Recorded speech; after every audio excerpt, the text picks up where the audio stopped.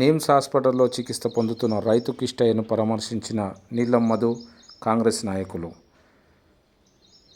రైతు సంక్షేమమే కాంగ్రెస్ ప్రభుత్వ లక్ష్యం. రైతు శ్రేయస్సు కోరుకునే సీఎం రేవంత్ రెడ్డి పనిచేస్తున్నారు. రైతు కిష్టయ్య కుటుంబానికి అండగా ఉంటామని అధికారులతో మాట్లాడి సమస్యను పరిష్కరిస్తామని తెలియజేస్తూ, హరీష్ రావు గట్టు పంచాయతీని రాజకీయానికి వాడుకోవడానికి చూస్తున్నారని, ఇలాంటి కుట్రలు ఆపాలని తెలియజేశారు.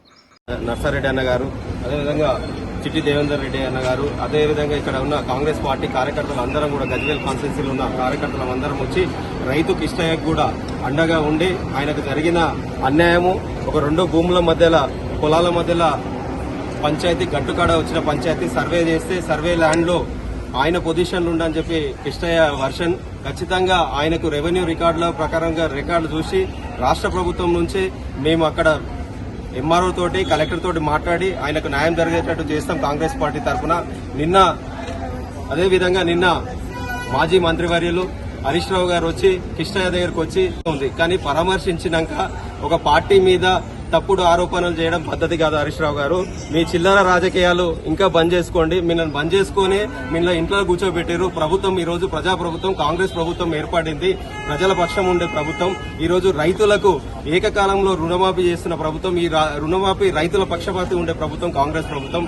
కాంగ్రెస్ ప్రభుత్వం మీద బట్టకాల్సి చేయడం తప్పు. ఇది నువ్వు బీఆర్ఎస్ పార్టీలో ఉన్నప్పుడు, బీఆర్ఎస్ పార్టీ అధికారంలో ఉన్నప్పుడు ఎంతమంది రైతులను కష్టపెట్టిన ఆ గజ్వేల్ కాన్స్టిట్యున్సీలో మల్లన్న సాగర్ రైతులను అడిగితే తెలియజేస్తారు. నువ్వు జేసీపీ పెట్టి ఇండ్లు గులగొట్టి కరెంటు స్తంభాలు తీసేసి రైతులను అన్యాయంగా ఆ గ్రామాల నుంచి ఎల్లగొట్టిన ఘనత మీది, బీఆర్ఎస్ పార్టీది. కాంగ్రెస్ పార్టీ ప్రజల పక్షాన ఉంటది. ఈ రోజు నువ్వు ఎక్కడైతే ఆగస్టు 15 తారీఖు లోపు రైతు రుణమాఫీ చేస్తామని ఎట్లయితే చెప్పినామో ఆ రుణమాఫీ చేస్తున్నామని చెప్పి నువ్వు వీటికి ఎక్కడైతే సైడ్ ట్రాక్ పట్టియాలని, సైడ్ ట్రాక్ లో కూడా మీరు ఏం చెప్తారు, మేము రాజీనామా చేస్తాం, బీఆర్ఎస్ పార్టీకి రాజీనామా చేసి ఎమ్మెల్యే పదవికి రాజీనామా చేస్తాం అని చెప్పినాం. ఆగస్టు 15 తారీఖు లోపు రైతు రుణమాఫీ చేస్తున్నాం. ఈ రోజు 1,00,000 లోపు ఉన్న రుణమాఫీ, రైతులకు 1,00,000 లోపు ఉన్న రుణమాఫీ ఈ రోజు చేస్తున్నాం. అదేవిధంగా ఈ నెలాఖరి లోపు 1,50,000 ఉన్న రుణమాఫీ చేస్తాం. ఆగస్టు 15 లోపు 2,00,000 రుణమాఫీ చేస్తాం. రైతుల పక్షాన నిలబడే ప్రభుత్వం మాది. మీరు రైతులను వాడుకోకుండా వాళ్ళిద్దరి మధ్యలో ఉన్న పంచాయతీ, గట్టు పంచాయతీ, వాళ్ళిద్దరిని కూడా కూర్చోబెట్టి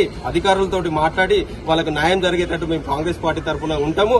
అట్లనే కిష్టయ్య కుటుంబానికి కూడా మేము అండగా ఉంటామని చెప్పినాం. కిష్టయ్యకు కూడా ఆ భగవంతుడు ఆశీస్సులుండి త్వరగా కోలుకోవాలని మనస్ఫూర్తిగా కోరుకుంటున్నాం.